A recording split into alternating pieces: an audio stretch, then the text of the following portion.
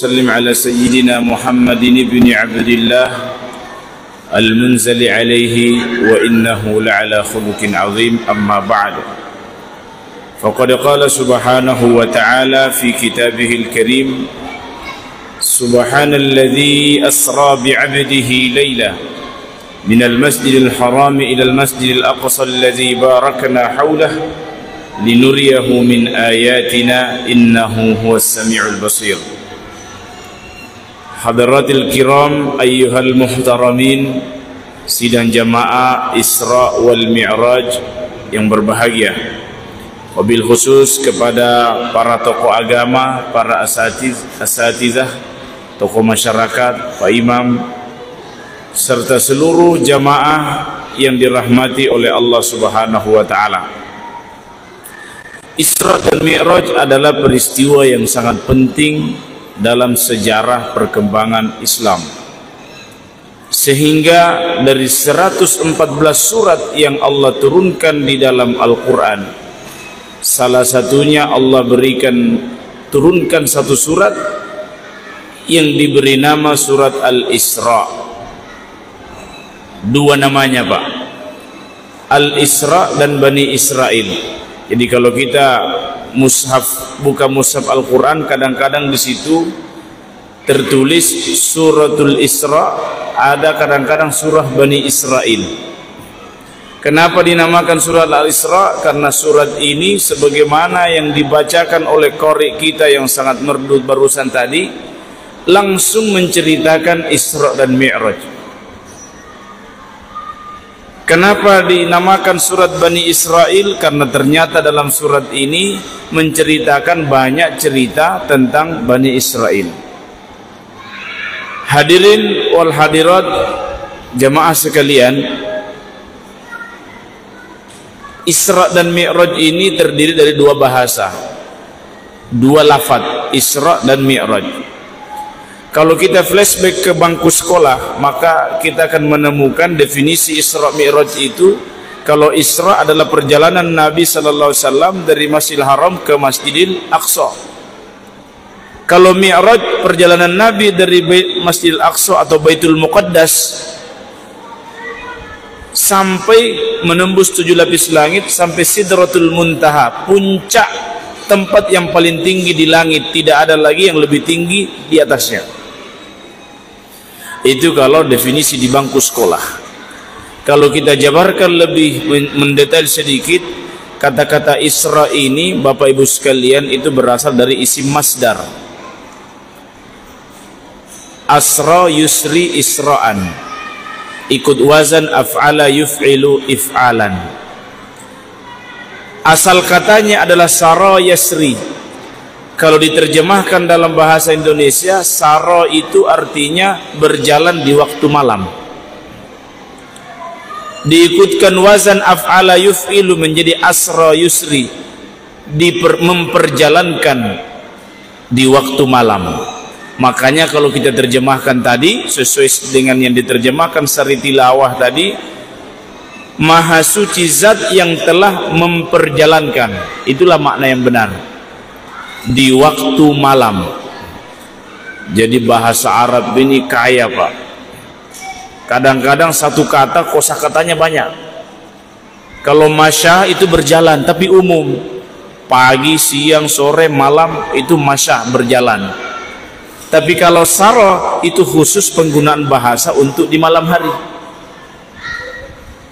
Makanya ada tambahan di belakang, subhanalladzi asra bi'abdihi lailan, di waktu malam.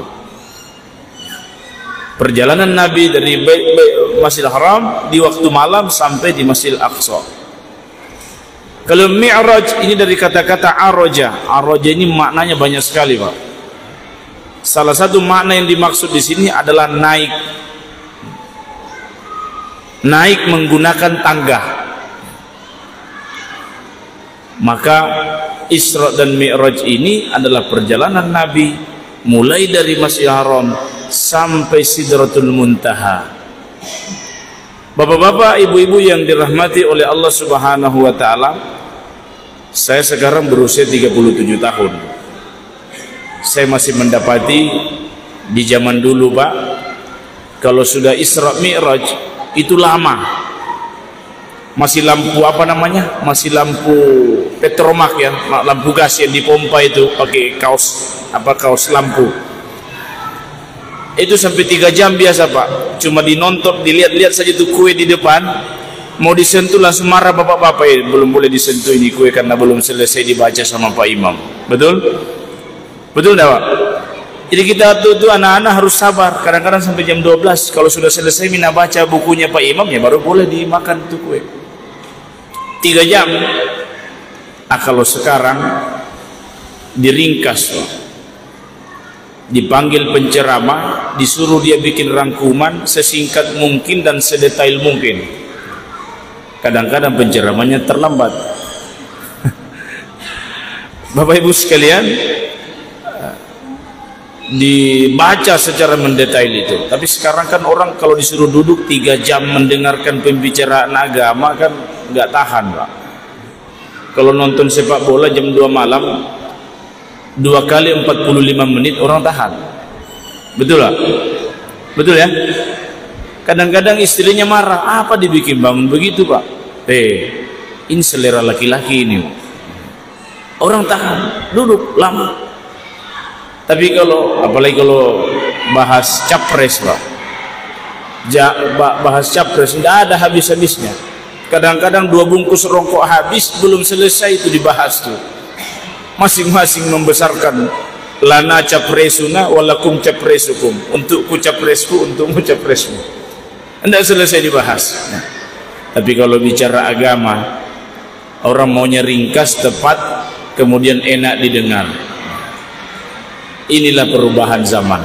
Nabi katakan, mazadas zaman, waktu itu tidak akan bertambah kecuali zaman itu lebih rusak daripada zaman yang sebelumnya. Jamaah yang dirahmati oleh Allah, dalam Isra dan Mi'raj ini Allah memperlihatkan kepada Rasulullah hal-hal yang sifatnya ghaibiyah. Bahkan Isra Mi'raj sendiri ini ghaibiyah Pak. Masih menjadi perdebatan di kalangan ulama, Isra Mi'raj ini dilalui oleh Nabi alam nyata atau dalam mimpi. Sebagian berpendapat annal Isra wal Mi'raja kana fil manam. Isra dan Mi'raj ini terjadi melalui mimpinya Nabi, bukan lewat alam nyata. Sebagian ulama mengatakan begitu, termasuk Hasan Al-Basri. Jadi dalam surah Al-Isra, wa kadzalika araynaka mir ru'yatina fitnatan linnas linaj'alahu fitnatan linnas. Dan begitulah kami perlihatkan kepadamu mimpi. Jadi diterjemahkan mimpi di situ, bukan pemandangan. Linaj'alahu fitnatan linnas, untuk kami jadikan dia ini sebagai ujian bagi manusia. Hasan Al-Basri mengatakan ini menunjukkan bahwa Isra Mi'raj itu cuma lewat mimpi.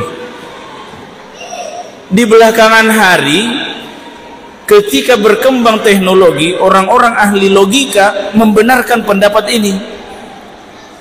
Secara logika Pak, Bapak Ibu sekalian, tubuh manusia ini akan hancur kalau dia melayang di atas udara pada batas kecepatan tertentu. Tidak usah jauh-jauh, motor Kawasaki Ninja, kita pacu dia tidak pakai helm, kita kecepatan 200 km per jam, itu kan rasanya muka mau hilang Pak. Bagaimana cepatnya perjalanan Nabi, sedangkan jarak bumi dengan langit yang pertama, langit dunia. Jadi langit yang kita lihat ini namanya langit dunia. Bapak-bapak tahu tidak arti dunia? Tahu? Ibu-ibu tahu nggak artinya dunia? Dunia itu dari kata-kata dana yadnu, bisa diartikan dekat, bisa diartikan rendah. Walaqad zayyana as-samaa'a ad-dunya bizinatinil kawakib. Sungguh saya telah menghiasi dunia ini, langit dunia, dengan hiasan bintang gemintang. Dunia ini artinya paling bawah, artinya langit yang kita lihat ini langit paling bawah. Menurut ahli peneliti, jarak antara bumi dengan langit yang kita lihat itu jutaan kilometer, Pak. Itu dilalui oleh Nabi 7 lapis ke atas, pulang pergi. Bukan cuma perginya saja, pulang pergi. Jarak ukuran dunia langit yang pertama dengan langit yang kedua dalam kitab Tijanud Darari diceritakan kamasali khatamin fi falatin. Perbandingan langit pertama dengan langit yang di atasnya seperti cincin. Ibu-ibu pasti paling paham masalah cincin. Ditaruh di hamparan padang pasir. Cincin itu perbandingan langit yang pertama, hamparan padang pasir itu perbandingan langit yang di atasnya. Bagaimana jauhnya jarak ukuran antara langit pertama dan langit kedua. Belum lagi langit yang pertama ini setiap detik itu dikasih luas oleh Allah.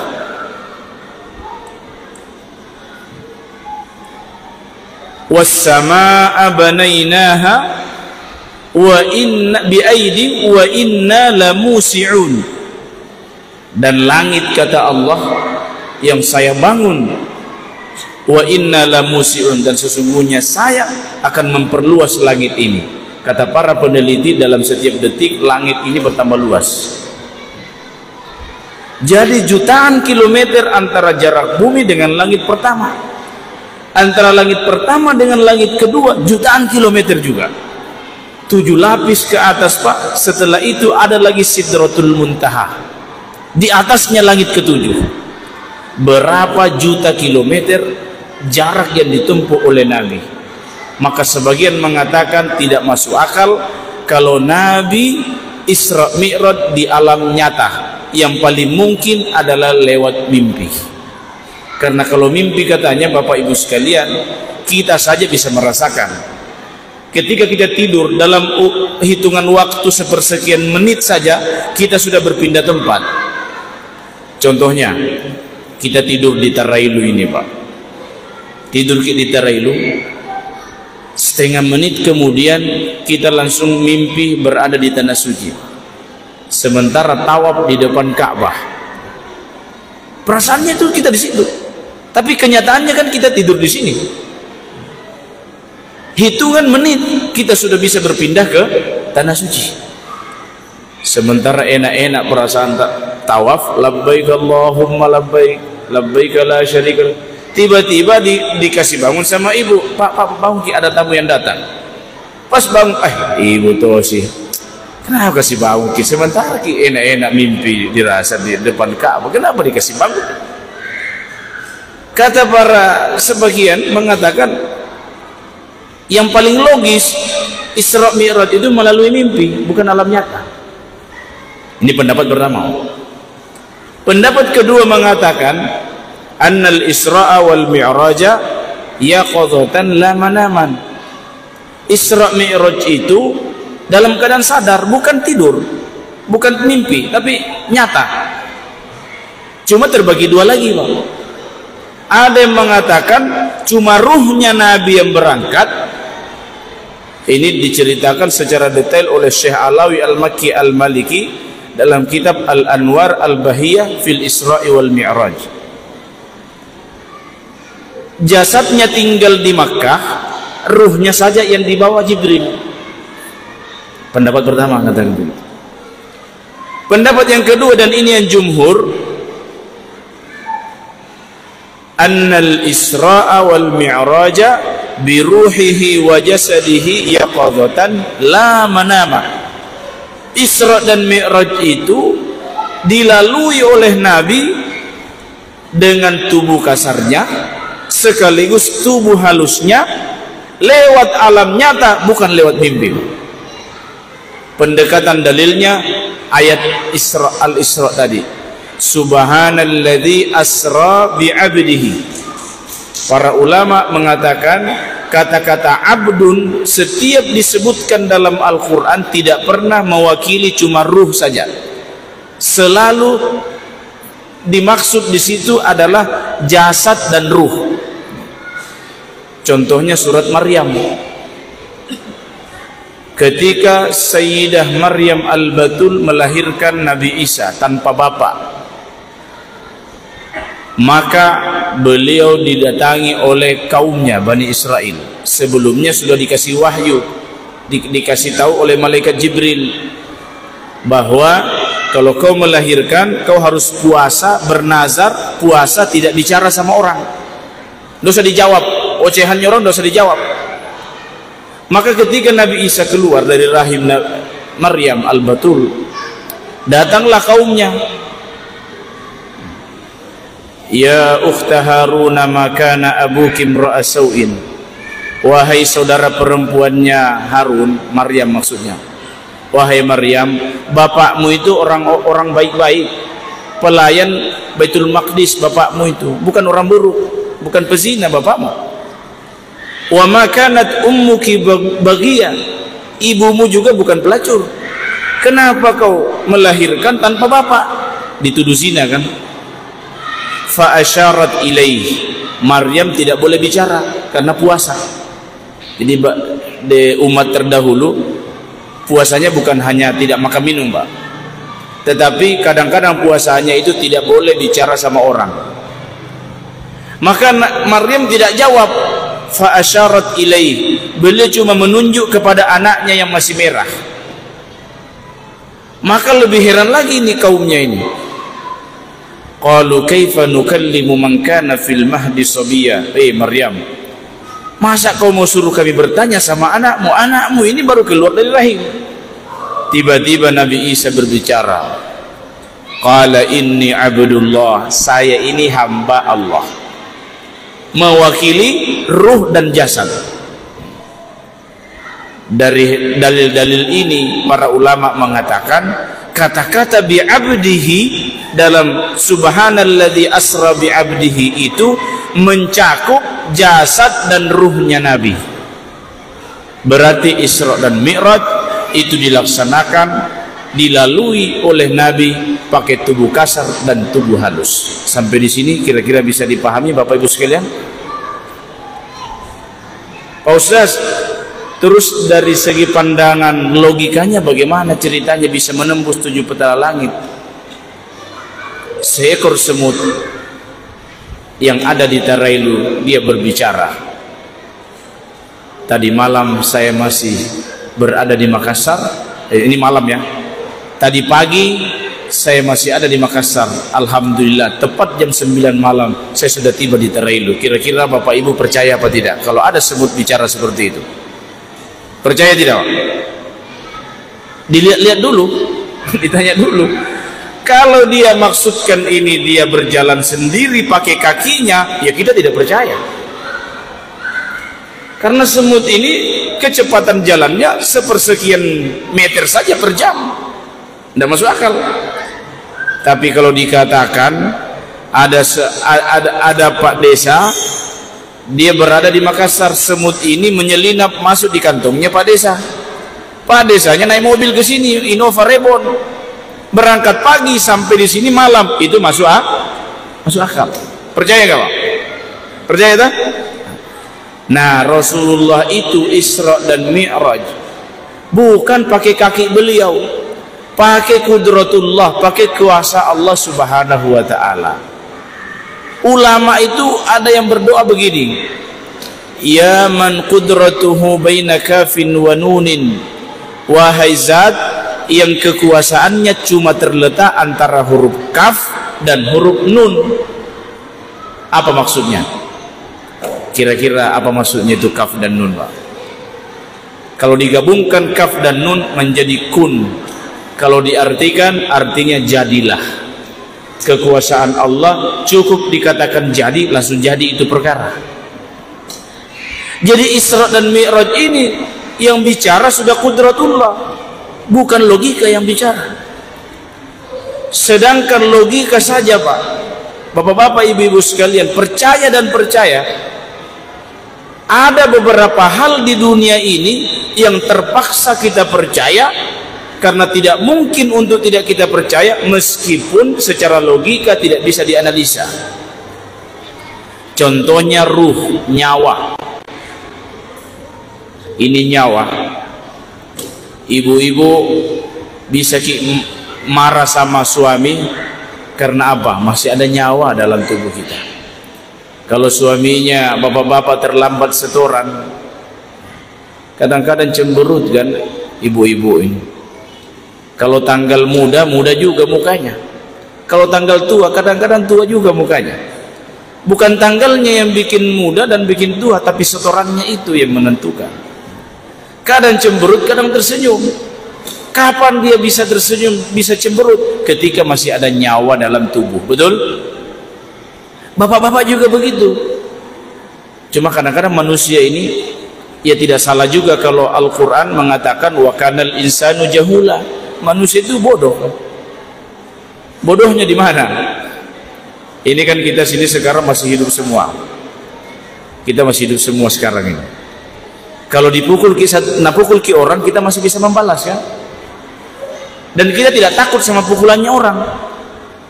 Karena kita masih hidup juga. Ketika ini orang masih hidup, kita tidak takut sama dia. Tapi begitu orangnya sudah mati, Pak. Coba-coba bibi. Disuruh tidur satu malam bersama dengan mayat. Mayat ini sudah tidak bisa mengedipkan mata, tidak bisa juga memukul, cuma diam saja begitu. Tidak bisa membalas, kita cubit dia, kita kasih uang, tidak mau juga dia. Tidak bisa bergerak. Tapi kalau disuruh kita tidur sama-sama, kira-kira adakah yang berani? Pas dia masih hidup bisa membalas, kita tidak takut. Justru ketika dia sudah tidak bisa apa-apa, justru kita takut sama dia. Maaf sampai kadang-kadang kalau ada orang meninggal, cuma Pak Imam saja yang sholatkan dan beberapa orang. Tidak ada yang berani mensalatkan jenazah. Pas ditanya kenapa tidak mau mensalati, Pak Ustaz, katanya kalau kita ikut mensalatkan jenazah, kita urutan di belakangnya pas. Setelah dia disolatkan, kita juga disolat. Tidak mau orang. Ini manusia kadang-kadang itu bodoh dia. Ketika masih bisa membalas, dia tidak takut. Ketika sudah tidak bisa bergerak, dia takut. Kan salah itu, Pak. Betul tidak itu? Itu nyata. Kita bisa bergerak, kita bisa berkedip, kita bisa bicara, bisa mendengar, itu karena masih ada nyawa di dalam. Orang Islam percaya ada nyawa dalam tubuh. Orang non-muslim juga percaya. Bahkan orang yang ateis tidak mempercayai adanya Tuhan juga terpaksa meyakini dalam tubuh manusia ada sosok yang namanya ruh atau nyawa. Tapi kalau ditanya di mana letaknya nyawa dalam tubuh, ada yang bisa jawab? Tidak bisa kan? Tidak bisa, Pak. Tidak ditahu di mana tempatnya. Cuma ya diyakini kalau masih ada nyawa masih hidup. Kalau sudah tidak ada nyawa tidak hidup lagi. Ditanya bagaimana proses masuknya itu nyawa, bagaimana dia keluar dari jasad, orang tidak tahu. Tapi dia percaya. Disinilah ulama mengatakan, sedangkan yang kita alami sehari-hari saja ada perkara-perkara yang kita yakini itu ada, tapi kita tidak tahu bagaimana caranya dia ada dan bagaimana bentuknya. Apalagi Isra dan Mi'raj yang sudah menyangkut diceritakan dalam Al-Quran, sudah menyangkut kudratullah, kuasa Allah, lebih-lebih tidak bisa lagi kita dapatkan secara logika. Sehingga ulama ahli kalam mengatakan al-ajzu anil idrak idrakun. Ketika kita tidak mampu menemukan kekuasaan Allah, menemukan zat Allah, disitulah kita menemukan Allah sebagai zat yang sempurna dan diri kita sebagai zat yang maha kekurangan. Isra dan Mi'raj dilalui oleh Nabi di alam nyata, bukan lewat mimpi. Yang berangkat jasadnya dan ruhnya, bukan ruhnya saja, bukan jasadnya saja, tapi dua-duanya. Yang pertama. Yang kedua, bapak-bapak, ibu-ibu yang berbahagia, dalam Isra Mi'raj ini banyak perkara yang gaib yang diperlihatkan kepada Nabi sallallahu alaihi wasallam. Neraka dan surga. Orang yang disiksa diperlihatkan kepada Nabi, orang yang di surga diperlihatkan sama Nabi. Sekaligus dikasih tahu apa penyebabnya, dosa apa yang menyebabkan dia disiksa, dan pahala amalan apa yang menyebabkan dia dikasih nikmat. Beliau berjalan, kemudian nalewati orang, sekelompok orang, dipukul kepalanya pakai batu. Bapak ibu sekalian, satu kali pukulan hancur itu kepala. Setelah hancur kembali seperti semula lagi, dipukul lagi hancur kembali seperti semula. Itu terus yang terjadi. Nabi heran, man haula'i ya Jibril, wahai Jibril, siapa sih mereka itu? Dipukul hancur kembali seperti semula. Jibril mengatakan, humul ladzina tasaqalat ru'usuhum 'anis salati min ummatika ya Muhammad. Mereka itulah wahai Muhammad, orang-orang yang berat sekali kepalanya, banyak sekali pertimbangan kepalanya kalau mau sholat. Kejar setoran, kejar cicilan, kejar apa lagi? Pokoknya banyak sekali nak kejar. Sudah azan, berpikir lagi kepalanya, baru dia azan ini, masih bisa. Lanjut kami dulu. Sudah qomat, masih bisa ini. Selesai orang salat, masih panjang waktu. Nanti setengah 4 pindah masuk waktu asar. Ditunda terus. Ternyata tidak sadar sudah azan asar, lewat waktu salatnya. Kenapa dia lewat salatnya? Karena terlalu berat kepalanya berpikir, banyak sekali fikir. Akhirnya apa? Di akhirat itulah kepala yang dipukul paling pertama. Terlalu banyak pikirannya. Nabi pernah menggaris persegi 4. Persegi 4 digaris sama Nabi. Kemudian dari tengah persegi 4, Nabi garis lurus keluar melewati itu garis persegi 4. Kemudian diberikan centang-centang dalam kotak itu. Beliau mengatakan, kamu tahu tidak maksudnya saya menggambar persegi 4 ini? Sahabat mengatakan, tidak ya Rasul. Apa maksudnya? Apa maksudnya kita kasih begitu? Maka beliau mengatakan, ini persegi 4, ini ajal manusia. Ajalnya manusia ini tidak akan bisa dia lepas dari situ. Pasti kemanapun dia, ke belakang dia kena, ke depan dia kena, ke samping kiri kan dia kena. Ini ajal, takdir. Kemudian garis yang dari dalam panjang melewati persegi 4 ini, kata beliau, angan-angannya orang. Angan-angan tak di situ. Burung walet. Coba, burung walet sekarang banyak yang sakit kepalanya. Berlomba-lomba bikin walet, ternyata waletnya semakin kurang. Akhirnya banyak orang ke Gorontalo sekarang. Kalau di Topoyo banyak haji-haji curhat sama saya. Aduh proses saya setengah mati. Kenapa Ki Haji? Banyak sekali rencana dulu, karena besar harapan lihat ini walet setiap bulan kita panen luar biasa. Ternyata tiba-tiba berkurang, mau dijual tidak ada yang mau beli. Setengah mati. Karena ternyata walet katanya itu dia bunga-bunga jagung itu, ada hewan-hewan yang di jagung. Nah sementara jagung kan sekarang tambah habis, digusur sama sawit. Akhirnya waletnya juga tergusur. Angan-angan manusia panjang ke depan. Saya mau jadi ini, mau jadi itu. Angan-angan manusia melewati ajalnya. Nah tembus keluar. Kalau garis rintangan ini namanya ujian, kata Nabi. Kalau kita lolos ujian yang satu, kita berangkat menghadapi ujian yang kedua.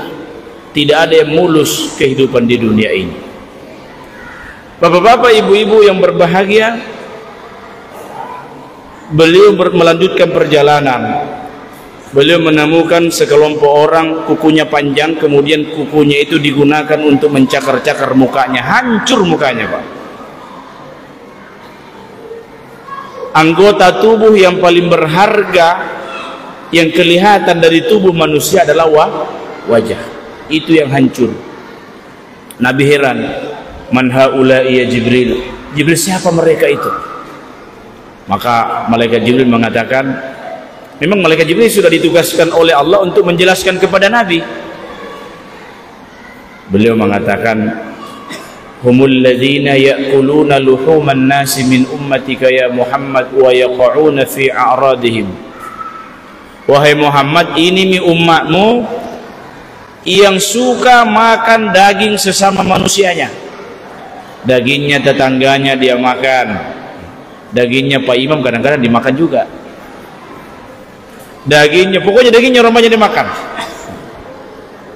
Wa yaqa'una fi a'radihim, mereka suka mencemarkan nama baik orang, alias ghibah, alias gosip.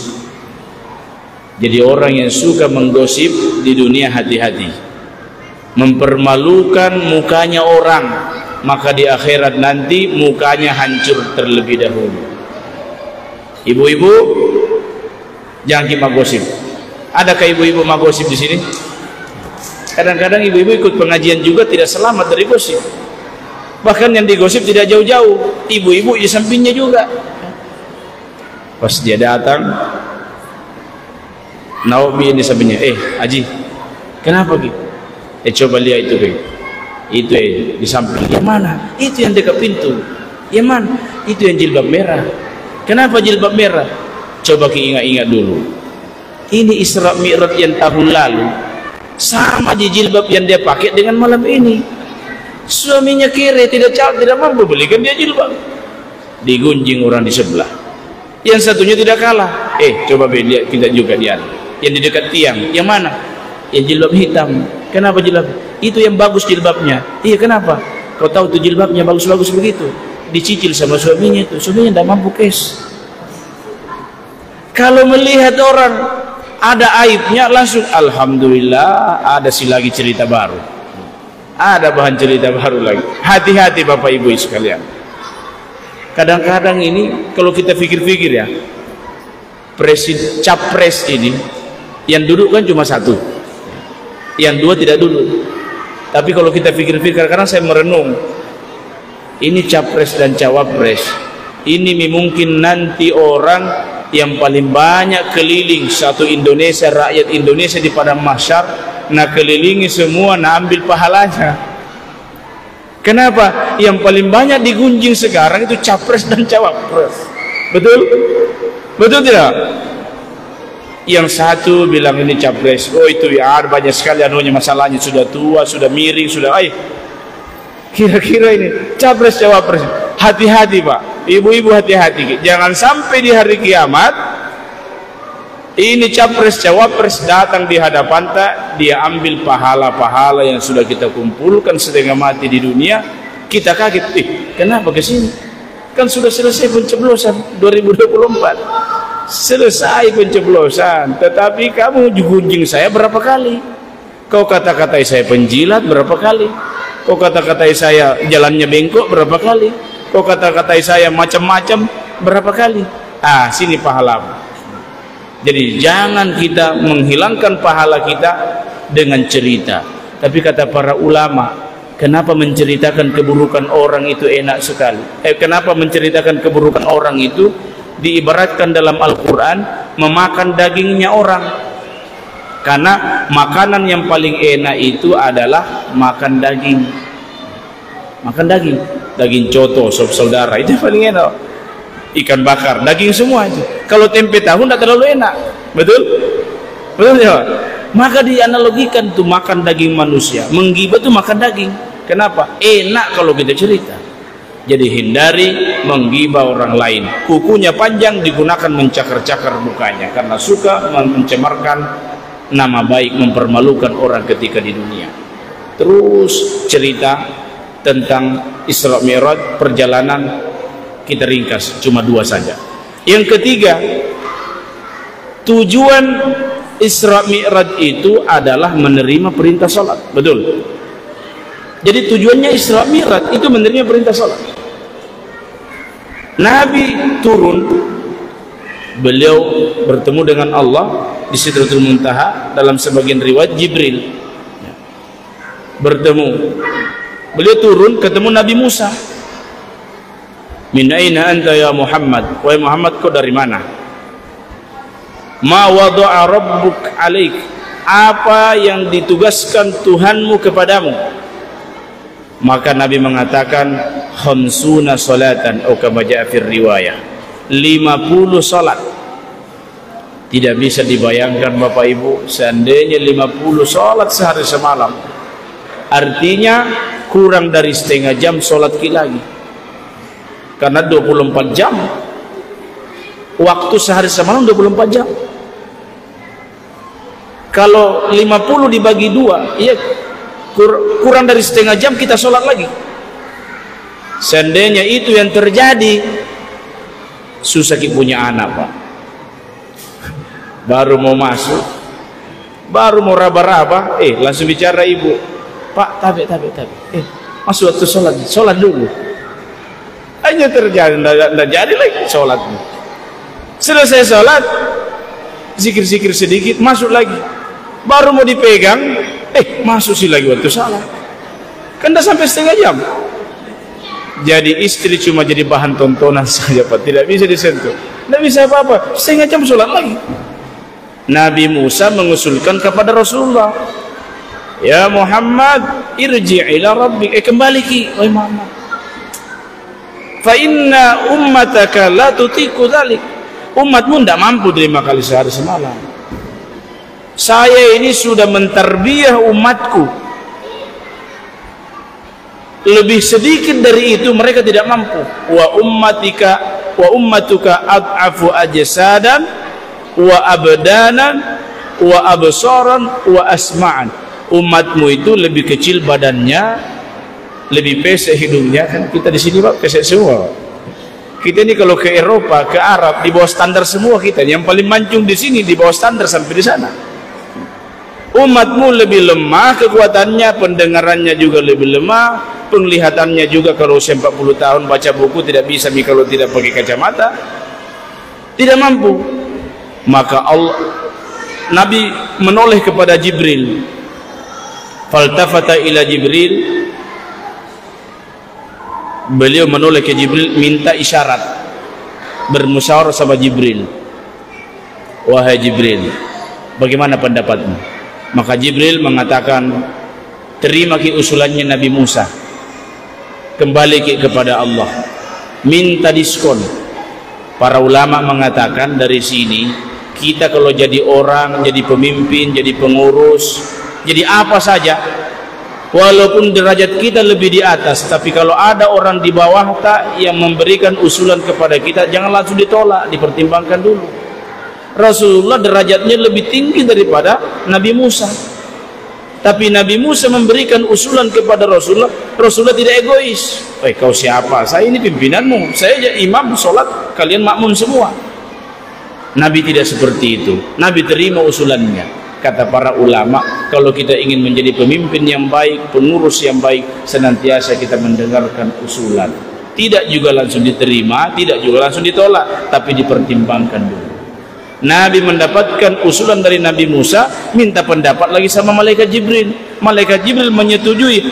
Nabi berangkat minta diskon kepada Allah, dikasih turun, wada'tu khamsa, saya turunkan wahai Muhammad 5, saya diskon menjadi 45. Sampai Nabi Musa diusulkan kembali minta diskon, diskon terus tinggal 5. Khamsu salawatin kulla yaumin wa layla. Wahai Muhammad, sekarang saya kasih kurang, 5 salat mami sehari semalam. Wa likulli salatin bi 10 amsalha. 1 kali salat tapi dihitung 10 kali. Khamsuna salatan, jadi 5 kali, tetapi secara hitungan masih 50 kali. Itu enaknya kalau pahala. Di mana kita kerja Pak, 1 hari kerja dihitung 10 hari masuk, tidak ada. Kalau Allah 1 kali kita sholat dibalas 10. Nabi Musa masih mengusulkan lagi, Muhammad tidak mampu pi umatmu, belum mampu umat 5 waktu, belum mampu, minta lagi pada Allah. Rasulullah sudah bilang, sudah, ma yubaddalul qawlu ladayya. Allah ketika dikasih turun 5, Allah sudah kunci memang. Ini kata-kata saya ini tidak bisa diganti lagi ya. Kau jangan minta diskon lagi wahai Muhammad.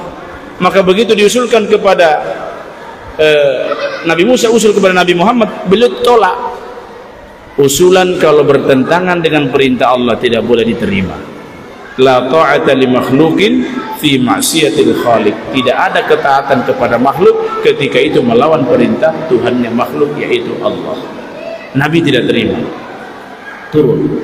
Selesai cerita Isra dan Mi'raj. Yang keempat, hikmah salat. Spirit Isra Mi'raj dalam meningkatkan kualitas salat. Sekarang saya mau tanya bapak-bapak, ibu-ibu, kita ini sholat karena merasa terbebani atau merasa takut terancam dosa, atau kita sholat karena memang kecintaan? Coba kita renungkan bapak ibu, kira-kira selama ini kita sholat itu karena kita takut berdosa atau merasa terbebani atau yang lain, atau memang kita cinta dengan sholat? Nah, ini kadang-kadang kalau kita renungi bapak ibu sekalian, rata-rata di antara kita ini sholat itu karena ya supaya tidak berdosa, lolos dari dosa kan, karena takut kalau tidak sholat. Itu saja batasan tertinggi, karena di bawahnya ada orang tidak takut ketika tidak sholat. Nah, ketika kita sudah takut kalau tidak sholat, itu sudah dianggap satu derajat yang tinggi. Padahal sebenarnya kalau menurut ahli tasawuf, sholat kita itu cuma kulitnya saja. Syekh Muhammad As-Sabbagh, beliau menyusun satu kitab namanya Al-Khusyu' fi Shalah, khusyuk dalam sholat. Kenapa disusun ini kitab? Karena beliau terinspirasi dari surat Al-Mu'minun. Kalau kita baca surat Al-Mu'minun, qad aflahal mu'minun, sungguh beruntunglah orang-orang beriman. Siapa itu? Alladzina hum fi salatihim khashi'un, orang-orang yang khusyuk dalam salatnya. Jadi orang salat yang beruntung itu adalah yang khusyuk. Mafhum mukhalafahnya, pemahaman kebalikannya, kalau orang salat tapi tidak khusyuk berarti tidak untung. Jadi kalau kita salat belum tentu kita sholat langsung untung, harus khusyuk dulu baru untung. Nah, ini yang jadi masalah sih. Kadang-kadang kita ini dalam urusan ibadah cepat sekali berpuas diri bapak ibu sekalian. Ustaz, yang penting kan saya sudah sholat. Itu kalau kita sholat di masjid Masjid Nurul Huda, saf pertama, lihat mungkin di situ. Zuhur saya juga di situ saf pertama, asar saya juga, maghrib saya lagi, isya subuh saya terus. Kadang-kadang dalam urusan ibadah kita cepat puas, tapi coba kita korek lebih ke dalam. As-salatu silatun bainal abdi wa rabbih, kata beliau. Salat itu fungsinya adalah penghubung, silah antara hamba dengan Tuhan. Berarti kalau kita ini salat bapak ibu, kita ini mau bertemu dengan Allah, perlu penghubung. Apa penghubungnya? Itulah salat. Kipas angin ini dia bisa berputar ketika ada arus listrik. Untuk menyampaikan kipas angin ke alur listrik ke kipas angin, dia butuh kabel pak, colokan. Tapi yang jadi masalah, kadang-kadang sudah dicolok, kipasnya tidak berputar. Kenapa? Karena kabelnya bermasalah. Kadang-kadang sudah 10 tahun, 20 tahun kita salat, tidak terjadi perubahan dalam diri. Saya pernah di Papua bulan puasa, dipanggil Imam Tarung. Ada seorang ahli masjid, rajin ke masjid. Ini nyata ini. Tiba-tiba tanggal sekian Ramadan, saya lupa, dia kena stroke, terkapar, kena stroke, tidak bisa datang ke masjid. Karena dia rajin ke masjid, kita cari mana haji ini, tidak ada. Nah, kita jenguk ke rumahnya. Sampai di rumahnya dia mengeluh begini, Pak Ustaz, kenapa saya dikasih begini sama Allah? Saya ini kan rajin ke masjid, kita lihat kan saya rajin menyumbang juga, rajin ke masjid. Kenapa saya dikasih begini sama Allah? Kayak tidak terima. Seolah-olah dia ibadah itu supaya semua yang disenangi dia itu diberikan oleh Allah, tidak diberikan penyakit, tidak diberikan ini. 9 tabe, Pak. Tabe aja, sadar kita tahu Nabi Ayub itu tidak ada kalah dibandingkan kita ibadahnya, tidak ada apa-apanya kita. Nabi Ayub itu dijauhi sama keluarganya, tidak ada yang ngurus. Kita tahu Nabi Musa itu diejek sama kaumnya. Asyaddan nasi bala'an al-anbiya summal amsal summal amsal. Justru semakin orang dekat kepada Allah, kadang-kadang semakin banyak ujiannya. Ketika kita diuji, kita sudah ibadah tak bagus, sumbangan di masjid bagus, tidak pernah menyakiti tetangga, kita kena penyakit, kadang-kadang itu pertanda semakin dekat hubungan kita kepada Allah. Nah, salat ini adalah hubungan kepada Allah. Kadang-kadang sudah tercolok colokan, tidak terputar kipas angin karena ada masalah pada kabelnya. Nah, kabelnya salat kita ini kadang-kadang bermasalah, Bapak Ibu sekalian, tidak khusyuk.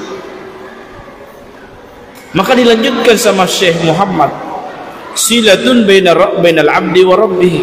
Salat itu adalah penghubung antara hamba dengan Allah. Kalau penghubungnya bagus, maka hubungannya bagus.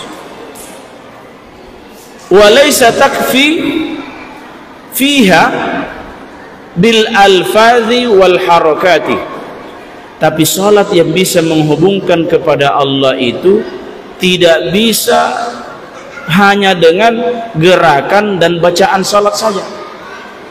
Kalau cuma Allah bertakbir terus ruku sujud, bacaannya bagus, itu belum mencukupi, kata beliau. Walaysa fiha ruh, kalau tidak ada ruhnya. Kalau bacaan dan gerakan itu fikih salat, luarnya salat, kulitnya. As-salatu mi'rajul mu'minin, maksudnya salat kita itu gerakan-gerakan dan ucapan-ucapan salat itu adalah untuk menghantarkan kita bertemu dengan Allah. Nah, gerakan dan lafaz itu adalah fikih salat. As-salatu hiya al-af'alu wal aqwalu muftatahatun bit takbiri wa muhtatamatun bit taslimi. Salat kalau dari segi perspektif ilmu fikih itu adalah ucapan-ucapan dan gerakan-gerakan yang dibuka dengan takbir, ditutup dengan salam. Jadi kalau kita salat begini, takbir, baca Al-Fatihah, itu fikih salat. Itu salah satu bagian dari kesempurnaan salat, tetapi bukan hanya itu yang menyempurnakan salat. Kadang-kadang juga terbalik, Bapak Ibu. Apa itu gerakan sholat? Cuma kulitnya, isinya tidak. Yang penting itu isinya. Akhirnya sholatnya cuma satu napas, satu rakaat. Ini salah juga. Kulitnya diperbaiki, isinya juga harus dibahas. Kadang-kadang fokusnya kulitnya, isinya tidak dibahas. Akhirnya durian otong dibeli, dibayar 100.000, pas dibelah, isinya kosong. Ada, saya pernah nonton video itu, orang beli durian dibelah kosong, dibelah kosong lagi, dibelah kosong lagi. Nah, kadang-kadang begitu kita punya sholat, Bapak Ibu sekalian. Bagus luarnya, isinya kosong. Kenapa kosong? Allahu Akbar. Banyak hutang. Ini sawit. Apalagi kalau sawit ini. Kalau buahnya sawit bagus, harganya turun. Kalau harganya baik, buahnya sedikit, cicilan banyak. Apalagi ibu-ibu kan, nah, cicilannya banyak, cicilan kulkas, lemari kaca, mobil, motor, biaya sekolahnya anak-anak, banyak masalah. Ketika sholat, nah ini masalah ini mau dibahas ini. Nah, kenapa kita tidak sampai kepada Allah dalam sholat? Karena kita hanya mengutamakan lafaz dan gerakan, tidak ada ruhnya. Ruhnya apa? Musyarakatil qalbi li hadhil harakati wal aqwali wal alfadhi. Kalau kita ingin sholatnya ada ruhnya, harus seiring antara gerakan sholat, bacaan sholat, dan ucapan hati. Nah, kalau ucapan dan gerakan insya Allah ini gampang, tapi menselaraskan antara bacaan hati dengan bacaan sholat dan gerakan sholat Ini yang paling susah. Betul? Betul tidak, Pak? Ibu-ibu, betul tidak? Banyak cicilan ini, banyak cicilan. Kita sholat, Allahu Akbar, Allahu Akbar kabira, sudah bagus. Allah Maha Besar. Walhamdulillahi katsira. Segala puji bagi Allah, segala pujian yang banyak. Tiba-tiba ada yang ketuk pintu. Assalamualaikum, Bu Haji. Assalamualaikum. Wah, langsung buyar hati. Jangan-jangan penagih cicilan mobil ini. Jangan-jangan penagih cicilan kulkas ini. Nah, mulut kita mengucapkan Allahu Akbar kabira, tangan sudah terangkat ketika takbir, tapi hati memikirkan cicilan motor, cicilan mobil, biaya anak. Beda antara hati dengan ucapan mulut. Nah, ini yang tidak menyampaikan kita kepada Allah. Ini yang susah. Kalau Zunnun Al-Misri, beliau mengatakan, saya merasakan nikmatnya sholat khusyuk setelah saya latihan khusyuk selama 40 tahun. Berapa tahun? 40 tahun. Apa usahanya? Apa belajarnya? Suasana hati harus seiring dengan gerakan dan ucapan sholat. Coba-coba Pak, kalau kita dengar dalam ceramah itu seolah-olah gampang. Tapi kalau kita sudah praktik, susah sekali. Dari takbir sampai salam harus sesuai, bacaan-bacaan sholat harus sesuai semua dengan hati. Susah sekali. Betul? Betul tidak? Banyak sekali muncul gerak pikiran itu ketika kita sholat. Assalamu alayka ayyuhan nabiyyu wa rahmatullahi wa barakatuh. Bacaan sholat. Caranya menyesuaikan hati bagaimana? Assalamu alayka ayyuhan nabi, kata para ulama, kita membaca salam kepada Nabi. Yang jadi tanda tanya di situ, kenapa pakai alaika bukan pakai alaihi? Alaika itu Bapak Ibu sekalian dalam bahasa Arab kalau diterjemahkan itu artinya kepada engkau, mukhatab, kata ganti untuk orang yang diajak bicara, yang mana yang diajak bicara itu mendengar pembicaraan kita karena dia di depan kita. Kata para ulama, kenapa tahiyat itu pakai alaika? Karena kita harus merasakan bahwa kita memberi salam langsung di hadapannya Nabi Sallallahu Alaihi Wasallam. Kadang-kadang kan kita baca salam Assalamualaikum, lewat saja, kita tidak ada pikiran apa-apa. Padahal maknanya alaika di situ dalam, Pak.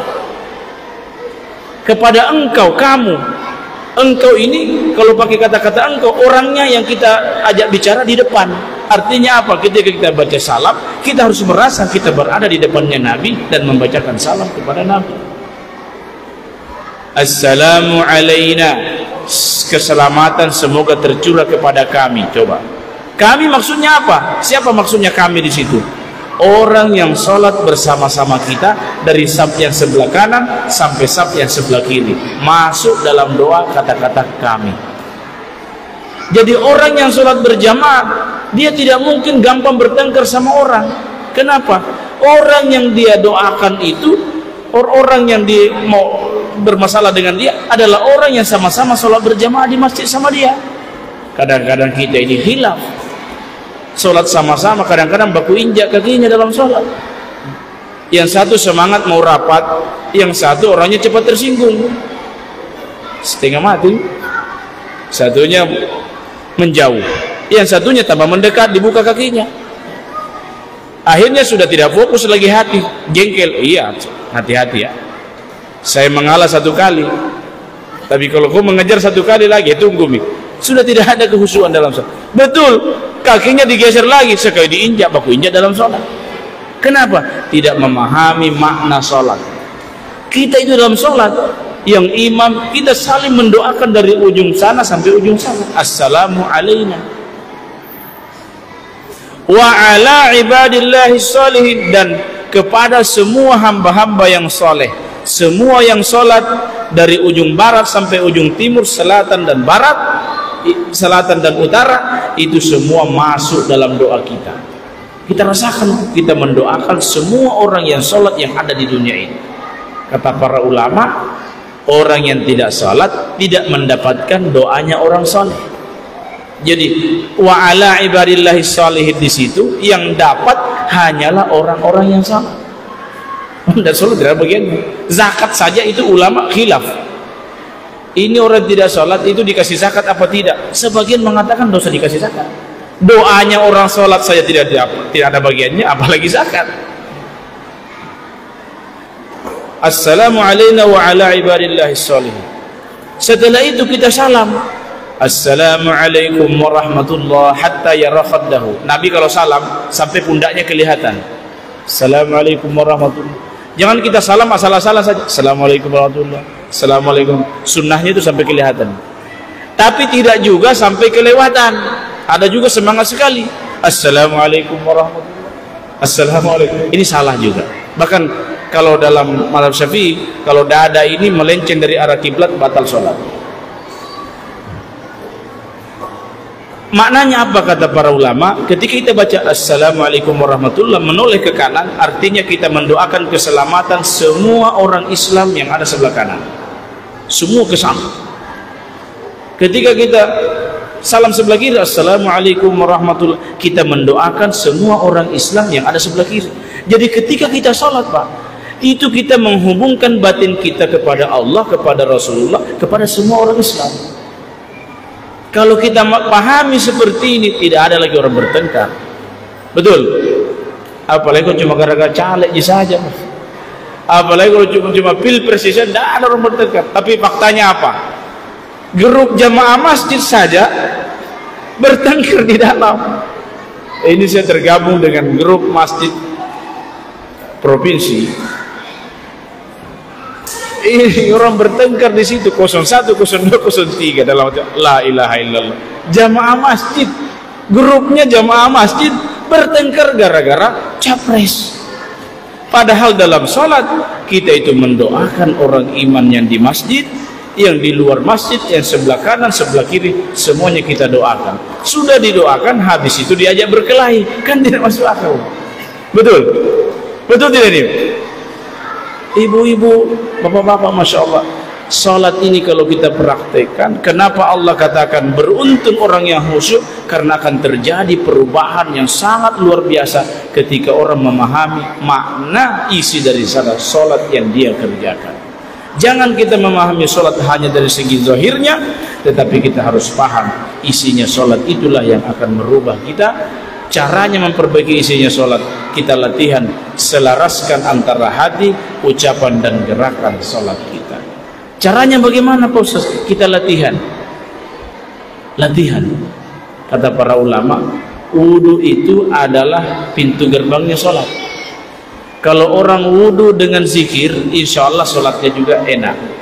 Tapi kalau orang wudu tergesa-gesa, terburu-buru, apalagi yang sudah qomat baru datang ke masjid, balap Tommy juga motornya, selesai.